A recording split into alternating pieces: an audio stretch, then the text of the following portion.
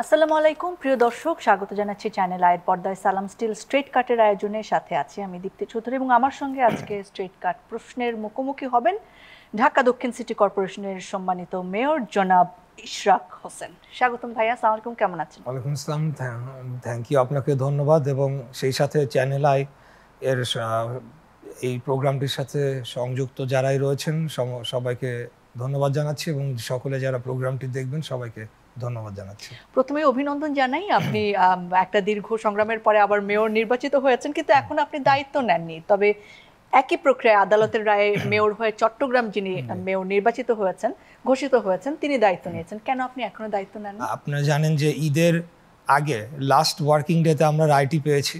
এখনও আমাদের যে কিছু প্রক্রিয়া সম্পন্ন বাকি রয়েছে। আদালতের রায়টি এখন ইলেকশন কমিশনে রয়েছে, সেখান থেকে এটা গ্যাজেট হবে এবং পরবর্তী পদক্ষেপগুলো নেওয়ার জন্য আমরা কাজ করে যাচ্ছি। এখন যদি সরকার কর্তৃক কোনো বাধা প্রদান না করা হয় তাহলে আমার বিশ্বাস যে খুব শীঘ্রই আমি দায়িত্ব নিতে চাচ্ছি। অনেকে বলছে যে নির্বাচনকে আপনারা অবৈধ ঘোষণা করেছেন, আপনারা বলছেন যে এই নির্বাচন কোনো নির্বাচনে হয়নি, সেই নির্বাচনে আবার আদালতের রায়ে মেয়র হয়ে আপনার দায়িত্ব নেওয়াটা কতটুকু যুক্তিযুক্ত হবে? আমরা নির্বাচন বাতিল চেয়ে মামলা করি নাই, আমরা নির্বাচনের ফলাফল বাতিল চেয়ে স্থানীয় সরকারের যে আইন রয়েছে 30 দিনের মধ্যে যে অভিযোগ দায়ের করতে হয়, সমস্ত আইনি পদক্ষেপ মেনে আমরা অভিযোগটি করেছিলাম এবং স্থানীয় সরকার নির্বাচনের আইনে বলা রয়েছে 6 মাসের মধ্যে এটা নিষ্পত্তি করতে হবে। অতএব 2020 সালের 1 ফেব্রুয়ারি নির্বাচন হওয়ার পরে সম্ভবত মার্চের 1 তারিখে আমরা মামলাটি করি এবং তখন কিন্তু সমস্ত মিডিয়াতে আমি এই ব্যাপারে তখনও কথা বলেছি।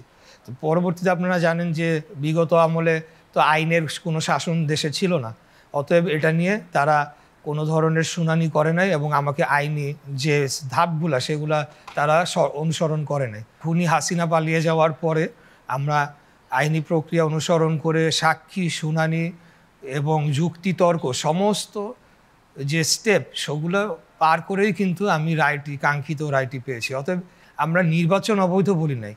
আরেকটা পয়েন্ট মনে রাখবেন, আমার সাথে কিন্তু প্রার্থী ছিল 6 জন বা 7 জন, অন্যদের বিরুদ্ধে কিন্তু আমার অভিযোগ নেই। অভিযোগটা খুব স্পেসিফিক, এখানে আইনের বাইরে যাওয়ার কোনো সুযোগ নেই। 5 আগস্টের আগে এই মামলার কি অবস্থা ছিল? 5 আগস্টের আগে আমরা প্রিমেসি ইনবিল্ট জার্মান টেকনোলজি, বাংলাদেশের ফার্স্ট থার্মিক্স রড, সালাম স্টিল থার্মেক্স। যখন মামলাটি দায়ের করার পর থেকে আপনারা জানেন যে খুনি হাসিনার যে আত্মীয় যে তাপস, সে কিন্তু তার একটা রেপুটেশন ছিল, সে আইন এবং আদালতকে নিয়ন্ত্রণ করত। সে ছিল আমার বিরুদ্ধে প্রার্থী, তার বিরুদ্ধে আমি মামলাটি করেছি এবং ইলেকশন কমিশনের নুরুল হুদা সে এটার বাদী। তো এখন তো আপনারা বুঝতেই পারেন তার তো এখানে পার্সোনাল ইন্টারেস্ট কাজ করেছে। সে এটাকে মামলা বাতিল করানোর জন্য চেষ্টা করেছে, হাইকোর্টে প্রেয়ার দিয়েছে, লোয়ার কোর্টে চাপ প্রয়োগ করেছে। আমরা কোনো সময় এটাকে হাল ছেড়ে দেনি, আমরা মামলাটি ধরে রেখেছি। এখন একটা ন্যারেটিভ আসলে তৈরি হচ্ছে যে তারুণ্যের রাজনীতি আমাদের দরকার, তরুণদেরকে নেতৃত্বে দরকার, এবং বিএনপি আসলে তারুণ্যকে কতটা ধারণ করে, কিংবা আপনি কেন মনে করেছেন যে বিএনপি আপনার জন্য উপযুক্ত দল? ইজ ইট বিকজ যে আপনার বাবা বীর মুক্তিযোদ্ধা জনাব সাদেক হোসেন খোকা এই দলে ছিলেন? প্রথম হলো বিএনপি তারুণ্যকে ওতপ্রোতভাবে ধারণ করে।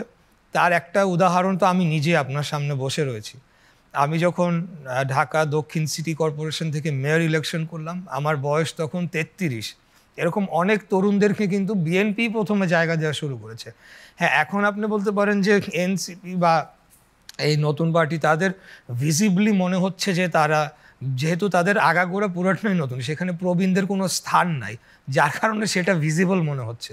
কিন্তু বিএনপি একটা ঐতিহ্যবাহী পুরনো রাজনৈতিক দল, যারা বারে বারে রাষ্ট্র ক্ষমতায় গিয়েছে, বাংলাদেশ রাষ্ট্রকে পরিচালনার দায়িত্ব পেয়েছে এবং বারে বারে নির্বাচনে বিপুল ভোটে জয়লাভ করে এসেছে। এটা বৃহৎ বড় একটি দল স্বাভাবিকভাবে, এবং আমি নিজেও বিশ্বাস করি যে রাজনীতিতে এক্সপিরিয়েন্সের উপরে কিছু নাই, অভিজ্ঞতার উপরে আপনি এটাকে অন্য কোনো কিছু দিয়ে রিপ্লেস করতে পারবেন না, প্রাতিষ্ঠানিক শিক্ষা দিয়ে রিপ্লেস করতে পারবেন না। আমাদের এখন যারা সিনিয়র নেতা তারা বেশিরভাগই কিন্তু ছাত্র রাজনীতি করে এসেছেন, 90-এর গণঅভ্যুত্থানের সাথে যুক্ত ছিলেন, তারুণ্য থেকে এখনো পর্যন্ত হ্যাঁ, তারা রাজনীতি তারা ওনারা আছেন এবং তাদের পরবর্তী জেনারেশন আমরা সবাই কিন্তু পার্টিতে অ্যাক্টিভ রয়েছে আর কি। যে এত আমি বলবো যে এটা ভুল ধারণা যে বিএনপি বুড়াদের দল বা বিএনপি একটা পুরনো দল, যার কারণে পুরনোদের বেশি হয়তো বা ভিজিবল হয়। দ্বিতীয় যে প্রশ্নটি করেছেন যে কেন আমি বিএনপি করি, আমি প্রথম কথা হলো যে আমি রাজনীতির বিষয়টাতে আসি। আমি নিজেও পরিবারতন্ত্র বা নেপোটিজমের ঘোর বিরোধী। রীতিমতো আমার বাবা এবং মায়ের সাথে এক প্রকার যুদ্ধ করে রাজনীতিতে এসেছি। তারা কোনো সময় চান না আমি রাজনীতিতে আসি, বিশেষ করে কারণ যখন আমি রাজনীতিতে আসার ইচ্ছা প্রকাশ করতাম তখন দেশে কি ভয়াবহ পরিস্থিতি ছিল আপনারা জানেন। সেখানে গুম খুন এবং স্বাভাবিকভাবে কোনো বাবা মাই চাইবে না যে তার সন্তান ওইটার মধ্যে গিয়ে পড়ুক বা ওইভাবে গুম হয়ে যাক। এখন আমার বাবার পরিচয় তো আমি পরিবর্তন করতে পারবো না, আমি নিজের মতো করে এসেছি এবং আমি কাজ করে যাচ্ছি। দল যেখানে ভালো মনে করছে সেখানে আমাকে দায়িত্ব দিচ্ছে, আমি চেষ্টা করছি পারফর্ম করার।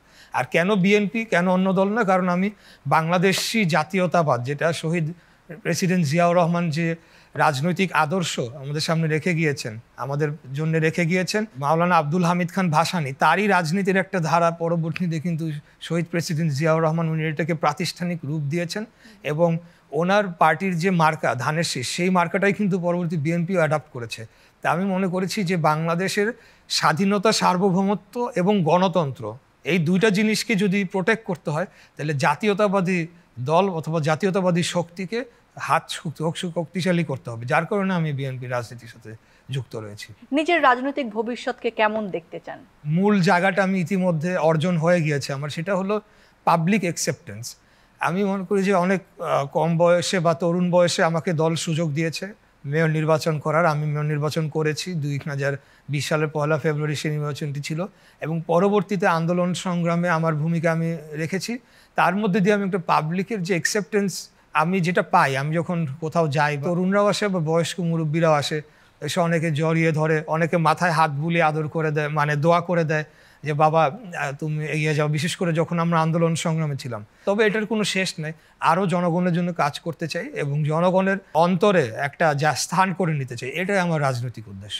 বিদেশ থেকে পড়াশোনা করেছেন, একজন প্রতিষ্ঠিত ইঞ্জিনিয়ার আপনি, তারপরেও দেশে রাজনীতিতে আসলেন এবং একটা কঠিন সময়ে রাজনীতি আপনি শুরু করলেন, যখন দলের জন্য একটা কঠিন সময়। সেই সময় কি কি সাফার আসলে করতে হয়েছে আপনাকে, আপনার পরিবারকে? ছোট্ট করে আজকে একটু শুনতে চাই। আমি যখন রাজনীতিতে এসেছি তখন শুধু দল না, দলও স্ট্রাগলিং, বাংলাদেশের ওভারঅল পলিটিক্স ওয়াজ স্ট্রাগলিং, রাজনীতি ছিলই না বলতে গেলে। তো সেখানে তো মানে টিপিক্যাল আমাদের যে মামলা হামলা, জেল, আমি একাধিকবার জেল খেটেছি, মামলার শিকার হয়েছি। আমার বাবার বিরুদ্ধে মিথ্যা রায় দেওয়া হয়েছিল 2015 সালে, ওনার অর্জিত সম্পত্তি সেগুলো বাজেয়াপ্ত করে নিয়ে যাওয়া হয়েছিল। আমার বাবা দেশে ফিরতে পারেন নাই, উনি ক্যান্সার পেশেন্ট ছিলেন। 154 জন যেটাতে বিনা ভোটে নির্বাচিত ঘোষণা করা হয়েছিল, সেই নির্বাচনের আগে ডিসেম্বর মাসে ওনাকে তুলে নিয়ে যাওয়া হয় এবং পরবর্তীতে অ্যারেস্ট দেখানো হয়। সেটা উনি 4 মাস জেল খেটে যখন বের হন, he was already a cancer patient by then, 2012-তে ডিটেক্ট হয়েছিল। তো 14-তে উনি এবং ওনার একটা কিডনি ছিল না। তো 14-তে যাওয়ার পরে উনি আর মৃত্যুর আগ পর্যন্ত দেশে আসতে পারেন নাই, ওনাকে লাশ হয়ে দেশে ফিরতে হয়েছে। উনি আসতে চেয়েছেন কিন্তু অবশ্যই উনি আসতে চেয়েছেন কিন্তু ওনাকে আসতে দেওয়া হয় নাই। ওনাকে পাসপোর্ট রিনিউ করতে দেওয়া হয় নাই। উনি আনডকুমেন্টেড একজন মানে অ্যাসাইলাম সিকার হিসেবে ওনার স্থান আমেরিকাতে হয়েছিল, একজন মুক্তিযোদ্ধা হয়ে।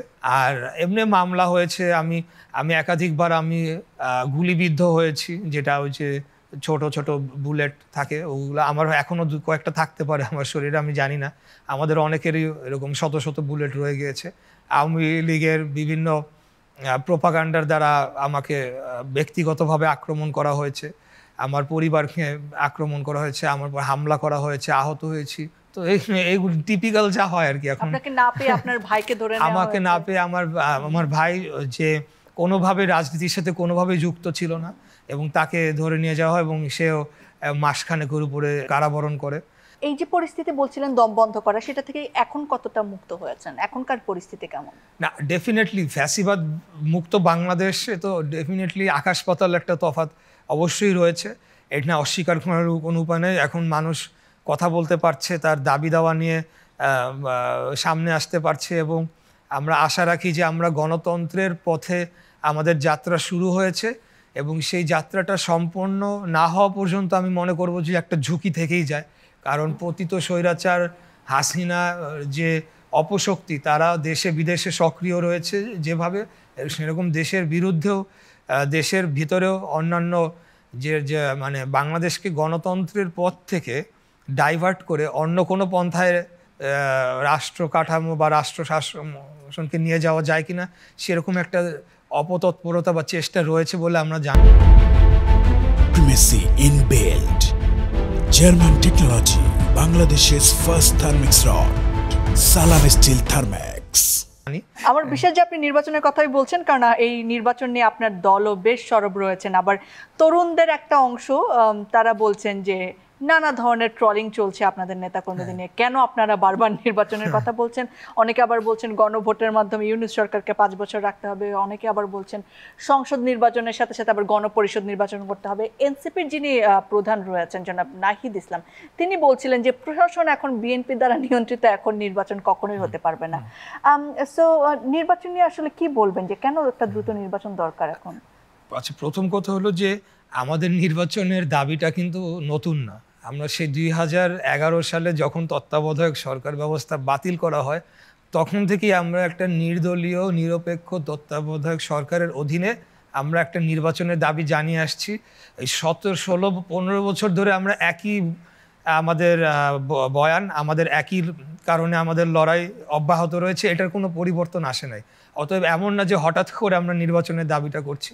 আমাদের দাবি হলো বাংলাদেশে গণতন্ত্র প্রতিষ্ঠা করা, জনগণের সরাসরি প্রত্যক্ষ ভোটে একটা গ্রহণযোগ্য নির্বাচনের মাধ্যমে গঠিত সরকার প্রতিষ্ঠা পাক। সেটা বিএনপি না, যে আসুক, সেটা লেট দ্য পিপল ডিসাইড।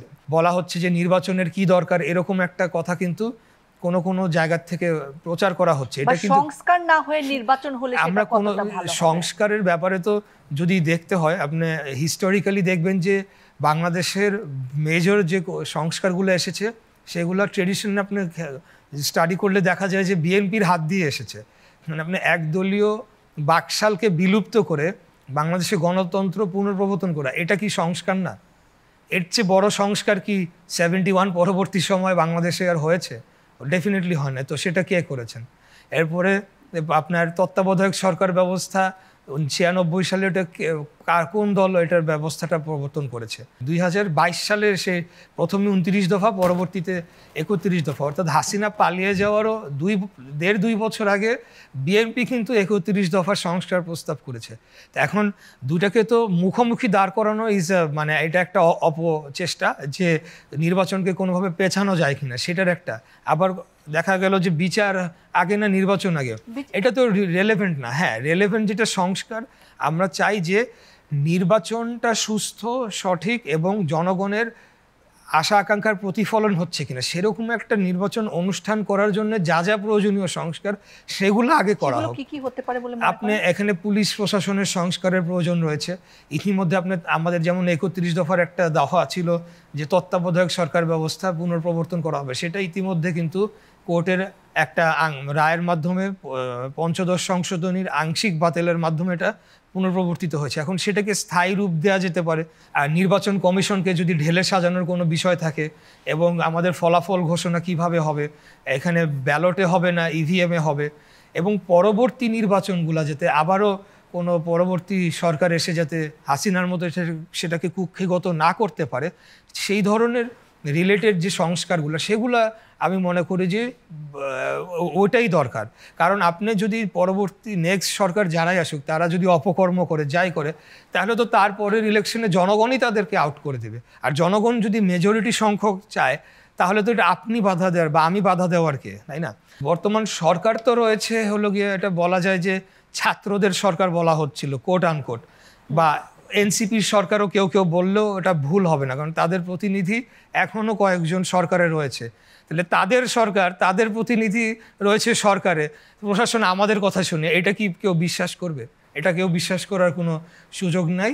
তবে গণপরিষদ এবং সংসদ নির্বাচনের এই দাবি থাকতেই পারে, মানে দাবি আসাটা তো অযৌক্তিক কিছু না, সেটা নিয়ে টেবিলে ডিসকাশন হোক। কিন্তু নির্বাচনই হবে না এটা না হলে, এরকম কথা যখন বলা হয়, যেটা অনেকটা হাসিনার মতো হয়ে গেল যে আমি দিব না, আসলে আসো, নাহলে নির্বাচন আমি করে ফেলবো, তো আমার মতো করে দিব না, এটা ঠিক না। এখন তো এনসিপির সরকারি ক্ষমতা রয়েছে, তো তাদের অধীনেই কিন্তু নির্বাচনটা অনুষ্ঠিত হতে যাচ্ছে। এনসিপির কার্যক্রম কেমন দেখছেন ইশরাক ভাই, একজন তরুণ হিসেবে তরুণদের রাজনীতি? আমি তো আগে যেটা বললাম, আমি তরুণদের রাজনীতিকে সমর্থন করি এবং 5ই আগস্টের পর থেকে তারা যখন রাজনীতিতে আসলো, পার্টি গঠন করলো, আমি বিভিন্ন মহলে কিন্তু তাদের পক্ষে সাফাই গিয়েছি এবং তাদের সমর্থন করে আসছি, এখনও করে যাচ্ছি। আমি চাই তারা সাকসেসফুল হোক এবং গণতন্ত্রের পক্ষে যাতে সবসময় থাকে, যেভাবে তারা 2024 সালে বাংলাদেশে গণ অভ্যুত্থানটা হয়েছে। কেন অনেকে বলে কি নির্বাচনের জন্য এত মানুষ জীবন দিয়েছে, এগুলা কিন্তু মেলাইন করার চেষ্টা করা। বাংলাদেশে যেই পরিস্থিতি তৈরি তো হয়েছে গণতন্ত্র না থাকার ফলে, এবং গণতন্ত্রের মানেই হলো একটা নির্বাচন এবং টাইম টু টাইম সঠিক মানে নির্বাচনটা হওয়া। সো এখানে নির্বাচনের বাইরে অন্য কিছু চিন্তা করা তো আসলে ইররেলেভেন্ট আর কি। তো লন্ডন সফর থেকে সদ্যই আসলেন আপনি, আপনার সঙ্গে সুন্দর ছবিও দেখেছি আপনাদের ভারপ্রাপ্ত চেয়ারম্যানের, নিশ্চয়ই ফলপ্রসূ বেশ কিছু আলাপও হয়েছে। তিনি কবে দেশে আসছেন? কারণ দেশে আসা যে প্রধান বাধা মামলাগুলো, সেগুলো তো আপাতত উঠে গিয়েছে, এবং দেশ নিয়ে আসলে তিনি কি ভাবছেন সবকিছু যদি একটু আপডেট করেন আমাদের। বাংলাদেশে বর্তমানে যে অন্তর্বর্তীকালীন সরকার রয়েছে, তাদের যে কার্যক্রম সেটার সাথেও কিন্তু ওনার দেশে ফেরার একটা সংযুক্তি রয়েছে। এটা নিশ্চয়ই ভালোভাবে আমরা যারা মাঠে রয়েছে আমরা অনুধাবন করতে পারি, এবং উনি যখন আসবেন সেখানে লাখো জনগণের সমাগম এমনি হবে। তো একটা পাওয়ার ব্যালেন্স শিফট হওয়ার বিষয় রয়েছে বলে আমার ব্যক্তিগত ধারণা। তো সব কিছু বিবেচনায় নিয়ে উনি যথাসময়ে অবশ্যই আসবেন। দেশকে নিয়ে উনি কাজ করে চলেছেন। রিসেন্ট যেটা আমি দেখলাম যে সারা পৃথিবীতে আমাদের বাংলাদেশি ডায়াসপোরার যারা বিভিন্ন ভালো ভালো জায়গায় কাজ করছেন, তাদেরকে সাথে উনি অর্গানাইজ করার চেষ্টা করছেন, যে তাদেরকে বাংলাদেশে নিয়ে এসে যারা বড় বড় মাল্টি ন্যাশনাল কোম্পানিতে কাজ করেছেন বা বিভিন্ন দেশের সরকারের উচ্চ পর্যায়ে দায়িত্ব পালন করেছেন, তাদের ওই ট্যালেন্টগুলোকে, ওই মেধাগুলোকে যে বাংলাদেশে নিয়ে আসা যায় কিনা, এই ব্যাপারে তিনি কাজ করছেন। তো আমাদের কার্যক্রম কিন্তু ওনার নেতৃত্বে কন্টিনিউয়াস চলমান রয়েছে, এবং অবশ্যই উনি দেশে আসবেন এবং সেটা তখন তো দেশবাসী জানতেই পারবে যেদিন আসবে। 5ই আগস্টের আগে তো আপনারা রাজনৈতিক কর্মকাণ্ড ওরকম করতেই পারেননি, আপনাদের নেতাকর্মীদের বিরুদ্ধে মামলা দেওয়া হয়েছে, তাদেরকে জেলে ঢোকানো হয়েছে, তারা পালিয়ে বেরিয়েছেন। কিন্তু তারপরে যখন আপনারা আবার রাজনীতিতে ফিরলেন, তখন আপনাদের ওই কন্ট্রোলের জায়গাটা একটুখানি ভারসাম্যহীনতা আমরা দেখতে পেয়েছি। বিভিন্ন জায়গায় যখন চাঁদাবাজি হচ্ছে, দখলদারি হচ্ছে, সেখানে আপনাদের দলের পরিচয়ের অনেক মানুষকে যখন দেখা যায়, এবং সেই প্রশ্নটি আমরা যখন করি, বারবারই আপনাদের সিনিয়র নেতারা বলে থাকেন যে এত বড় একটা দল, এরকম সমস্যা হতেই পারে। কিন্তু তার বিপক্ষে আবার জনগণের একটা উত্তর তৈরি হয়েছে যে যদি আপনি নিজের দলকেই এই কত মাসে নিয়ন্ত্রণ করতে না পারেন, তাহলে এত মানুষকে কিভাবে আসলে নিয়ন্ত্রণ করবেন। তো আপনি একটা খুবই টাফ জায়গার নেতা হিসেবে রয়েছেন, ঢাকা দক্ষিণ সিটি কর্পোরেশন, সেখানে পুরান ঢাকা সহ বিভিন্ন জায়গায় চাঁদাবাজি, ইজারা দেয়া, দখল দেয়া, সিন্ডিকেট, সবকিছুই সেই জায়গায় রয়েছে। আপনি আসলে কিভাবে নিয়ন্ত্রণ করার চেষ্টা করছেন সেগুলোকে? দেখেন, আমরা যখন যেটা খবর পাচ্ছি সাথে সাথে আমরা অ্যাকশনে যাচ্ছি। একটা ঘটনা বলি, একটা সিসিটিভি ফুটেজ এসেছে যে কোনো একটা দোকানে গিয়ে মতিঝিল থানা বিএনপির সভাপতি পরিচয় দিয়ে একজন চাঁদা চাচ্ছে দোকানদারের কাছে, অথচ আমাদের থানা কমিটি নাই 4 বছর ধরে। সাথে সাথে আমাদের দক্ষিণের আহ্বায়ক এবং মেম্বার সেক্রেটারি ওনারা কিন্তু থানায় গিয়েছেন, গিয়ে ওই লোকের বিরুদ্ধে মামলা করা হয়েছে এবং অ্যাকশন নেওয়া হচ্ছে। বহু ঘটনা আমরা প্রতিনিয়ত হ্যান্ডেল করছি। এটা এখন শুনলে মনে হবে যে conspiracy theory to another level, but মনে হতে পারে যে সরকার কি ইচ্ছা করেই আইন শৃঙ্খলার অবনতি ঘটতে দিচ্ছে যাতে বিএনপির ঘাড়ে দোষ চাপানো যায়। কারণ যেখানেই যখন কোনো চাঁদাবাজি হবে, কোনো ধরনের ক্রিমিনাল অফেন্স হবে, সেটা দেখার দায়িত্ব প্রশাসনের। এটা হচ্ছে ল অ্যান্ড অর্ডার সিচুয়েশন। আমরা দল হিসাবে আমরা কি করব? আমরা ম্যাক্সিমাম মামলা করতে পারি, আমরা দল থেকে বহিষ্কার করতে পারি। 3000-এর অধিক বহিষ্কার করা হয়েছে, বহু মানুষকে শোকজ করা হয়েছে। Criminal is a criminal. তো এই অ্যাকশনটা এখন সরকারের থেকে কেন নেওয়া হচ্ছে না? তাহলে কি তারা ইচ্ছা করে এটাকে প্রশ্রয় দিচ্ছে যে এই ধরনের যে বিএনপির নামধারী বা পরিচয় দিয়ে বা বিএনপির নেতাই ধরলাম, ক্রিমিনাল তো হতে পারে, করবে এবং পরবর্তী সেটাকে মিডিয়ায় নিয়ে এসে এমনভাবে প্যাকেজিং করা হবে যে বিএনপিকে মিডিয়া ট্রায়ালের মুখোমুখি করা হবে। আমি দেখেছি অনেক, এখন ফটো কার্ডের যুগ, সোশ্যাল মিডিয়াতে ফটো কার্ডে যে বিএনপি নেতা ছাগল চুরি করলেন, বিএনপি নেতা অমুক চুরি করলেন, কিন্তু ভিতরে নিউজে গিয়ে দেখলে বিএনপি নেতাটাকে তার আর কোনো নাম বা পদ পরিচয় কিছুই না। এখন আমরা তো বারে বারে বলে আসছি যে যারা ক্রিমিনাল তাদের বিরুদ্ধে আইনি ব্যবস্থা গ্রহণ করা হোক। বাংলাদেশের রাজনীতির বেলায় আপনি একজন তরুণ প্রগতিশীল রাজনীতিবিদ হিসেবে মানে লাঠির জোরের যে রাজনীতি ছিল বা জনসংখ্যা যার বেশি সেই মানে বেশি ভোট পাবে বা ভোটের জোরের রাজনীতি, সেটা থেকে আমরা কি বের হতে পারবো বলে মনে করেন এই সময়ে যে পরিবর্তনের কথা আমরা বলছি সেখানে? এখানে টোটালি তিনটা আলাদা জিনিস। আপনি বললেন লাঠির জোরে এক জিনিস আর ভোটের জোরে আরেক জিনিস। অবশ্যই ভোটের জোরে রাজনীতি থেকে আমরা কেউ বের হতে চাই না। আমরা যারা গণতন্ত্রে বিশ্বাস করি, আমি যদি ভালো কাজ করি আমাকে নেক্সট ইলেকশনে ভোট দিবে, যদি না করি তাহলে আরেকজনকে ভোট দিবে। অতএব ভোটের জোরে রাজনীতি, হ্যাঁ আপনি যেটা বলছেন যে লাঠির জোর, যে পেশি শক্তির যে রাজনীতি, সেটার অবশ্যই আমরা বিরোধিতা করি এবং আমরা চাই সেখান থেকে বের হয়ে আসতে। পলিটিক্যাল সিস্টেমের চেঞ্জ আসতে হবে, তখনই কিন্তু এই জিনিসগুলো থেকে আমরা পসিবল। আপনার কি মনে হয় বিএনপি পসিবল? তো অবশ্যই পারবে ক্ষমতায় যদি তারা আসে দায়িত্ব। আমাদের জনগণের শুধু পসিবল না, আমাদের এটা কমিটমেন্ট। আমাদের 31 দফার মধ্যে অনেকগুলো দফার সাথে এই জিনিসটা ওতপ্রোতভাবে সম্পর্কিত, যেখানে আইনের শাসন প্রতিষ্ঠা করা, পুলিশ প্রশাসন সহ নিরাপত্তা বাহিনীকে দলীয় প্রভাব, সেটা 90 এর পরেও বেগম খালেদা জিয়া এবং শেখ হাসিনা দুজনেই বলেছিলেন। Primacy inbuilt. German technology, Bangladesh's first thermix rod. Salam Steel Thermax. কিন্তু তারপরেও আসলে হয়নি আমাদের। এখন আমি ব্যক্তিগতভাবে আমার মত হলো যে আওয়ামী লীগের মতো একটা রাজনৈতিক দল থাকার ফলে কোনো কিছুই সম্পন্ন করা সম্ভব হয় নাই, কারণ তারাই বাংলাদেশের যে রাজনৈতিক। আপনি আওয়ামী লীগ নিষিদ্ধের পক্ষে? আমি আওয়ামী লীগ নিষিদ্ধের পক্ষে। আমি মনে করি যে তারা যে গণহত্যা চালিয়েছে সেটার জন্য তাদের দল হিসাবে অবশ্যই বিচারের কাঠগড়ায় দাঁড় করানো উচিত। এখন নিষিদ্ধ করার পক্ষে আমরা এই শব্দটা কেন সরাসরি ব্যবহার করতে চাই না, এটা অনেকটা ফাঁসি চাওয়ার মতো হয়ে গেল, যে বিচারের আগে আপনি রায় কি হবে সেটা বলে দিচ্ছেন, সেটা রায়কে প্রভাবিত করার একটা সমূহ সম্ভাবনা থেকে যায়। তবে রাজনৈতিক দল হিসেবে গণহত্যার দায় আওয়ামী লীগের অবশ্যই বিচার হতেই হবে, এটা আমার বক্তব্য আর কি। ওকে, তো কেমন নতুন বাংলাদেশ দেখতে চান ইশরাক ভাই? বাংলাদেশ একটা গণতান্ত্রিক রাষ্ট্র হবে, স্বাধীন সার্বভৌম রাষ্ট্র হবে, যেই রাষ্ট্রের যে সমস্ত কিছু ফরেন পলিসি থেকে শুরু করে আমাদের আভ্যন্তরীণ বিষয় সব এই দেশের জনগণ নির্ধারণ করবে। এবং ন্যাশনাল ইউনিটি যদি আমরা এস্টাবলিশ করতে পারি, ক্ষমতায় যেই আসুক, লেট দ্য পিপল ডিসাইড, তাহলে আমি মনে করি যে সাউথ ইস্ট এশিয়ার সবচাইতে শক্তিশালী রাষ্ট্র বাংলাদেশ হয়ে উঠবে। সেটা আমরা দেখতে চাই, সেরকম একটা বাংলাদেশ প্রত্যাশা করি। ওই তারুণ্যের জায়গাটা থেকে আবার একটা প্রশ্ন করতে হয় যে আওয়ামী লীগের সময় 5ই আগস্ট যে ঘটলো, এই জুলাই আগস্ট অভ্যুত্থানে এটা বলা হয় যে তারা তারুণ্যের পালস ধরতে পারেননি, আসলে তারুণ্যের ভাষা বুঝতে পারেননি। বিএনপি কি তারুণ্যের পালস ধরতে পারছে এই সময়ে এসে, যখন তারা নির্বাচনের কথা বলছেন একচেটিয়া, তখন তারুণ্যের একটা বড় অংশ সোশ্যাল মিডিয়াতে আপনি অ্যাক্টিভ আছেন নিশ্চয়ই, বা তরুণদের কাছে আপনি সরাসরি হয়ে যান, তারা আসলে কি চাইছে? আমি বলবো যে আমি যখন তরুণদের সাথে কথা বলি, আমাদের এলাকাতে বলেন বা ঢাকা দক্ষিণে বলেন বা বিভিন্ন জেলা সেখানে যাই, হাজার হাজার তরুণদের সাথে আমার যোগাযোগ হয়ে তারা আমার কাছে জানতে চায় ভাই নির্বাচনটা কবে। তো তারা কি এই দেশের জনগণ না? তারা কি তরুণ না? এই গণ অভ্যুত্থানে জীবন দিয়েছে শিশু, 8 বছরের শিশু, এখানে জীবন দিয়েছে রিক্সা শ্রমিক, এখানে জীবন দিয়েছে নারী, এখানে জীবন দিয়েছে একদিকে প্রাইভেট ইউনিভার্সিটির ছাত্র, আরেকদিকে মাদ্রাসার ছাত্র নেমেছে। তো এখানে যখন বলা হয় তারুণ্যর ভাষা, তখন কিন্তু এটা খুব সুকৌশলভাবে প্যাকেজিং করার চেষ্টা, একটা স্পেসিফিক গোষ্ঠীকে কৃতিত্ব দেওয়ার চেষ্টা এবং তাদের বয়ানটাকে, ন্যারেটিভটাকে সামনে নিয়ে আসার চেষ্টা। আমি যদি বলি না তরুণরাই চাচ্ছে এখন নির্বাচন, এটা আপনি কিভাবে জুলাইয়ের চেতনাকে বাইনারি করা চলবে না, তাই? রাইট। এটা নতুন শব্দ যেটা আমরা এখন শুনি, বাইনারি, মানে একপাক্ষিক করে ফেলা। এটা আমি মনে করি একটা ভুলিয়ে, এবং সোশ্যাল মিডিয়ার ইম্প্যাক্টটা আছে দেশে। আমরা সোশ্যাল মিডিয়াকে আমরাও ব্যবহার করেছি, সেটাও অনেকখানি নিয়ন্ত্রিত, নানা সময় নানাভাবে নিয়ন্ত্রিত, এবং সেটা তো আপনার অথেন্টিসিটি নিয়ে প্রশ্ন রয়েছে। আপনার যারা এখানে রিয়াকশন দিচ্ছে এরা কারা, এদের কতটা কেনা বা কতটা আসলে মানুষ, নাকি এটা বট যেটা বলা হয়। আমাদের এখানে রেজিস্টার্ড ভোটারই তো রয়েছে 120 মিলিয়নের বেশি আমাদের রয়েছে।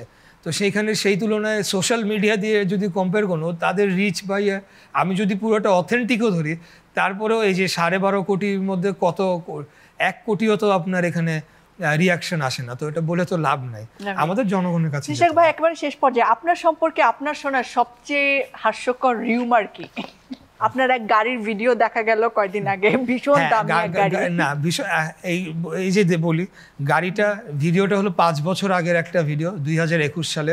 আমার একজন ব্যবসায়ী বন্ধু, আমি তার নামটাও বলতে পারি, জায়েদ হোসেন, আমার খুব কাছের বন্ধু, সে মাত্র গাড়িটা কিনে, এবং গাড়িটার পেছনে কিন্তু গাড়ির সিটের কাভারগুলোও লাগানো ছিল। তো তার গাড়িটা নিয়ে আমি গাড়ি চালাতে পছন্দ করি, আমি রাতের বেলা বের হয়েছি, রাইট, এতটুকুই। এটা পাবলিক কোনো ভিডিও ছিল না। আমি কোথা থেকে এটা হয়েছে জানি না, তবে এখন যেহেতু আমরা রাজনীতি করি, আমাদের বিভিন্ন আরো সতর্কতা অবলম্বন করা উচিত, সেই জিনিসটা আমিও উপলব্ধি করতে পারছি। তার মানে আপনার এত দামি গাড়ি নেই? ওটা আমার গাড়ি না আর কি, আমার গাড়ি রয়েছে বাট সেটা আমার গাড়ি না। এবং আমার কি গাড়ি রয়েছে, আমার কি সম্পত্তি রয়েছে, A to Z আমার ইলেকশন কমিশনে জমা দেওয়া রয়েছে। আপনারা জানেন আমি 2 বার ইলেকশন জন্য মনোনয়নপত্র জমা দিয়েছি 2018 সালে। পরবর্তীতে দলীয় সিদ্ধান্তে আমি সেটা ফলো থ্রু করি না। 2020 সালে মেয়র ইলেকশন করেছি।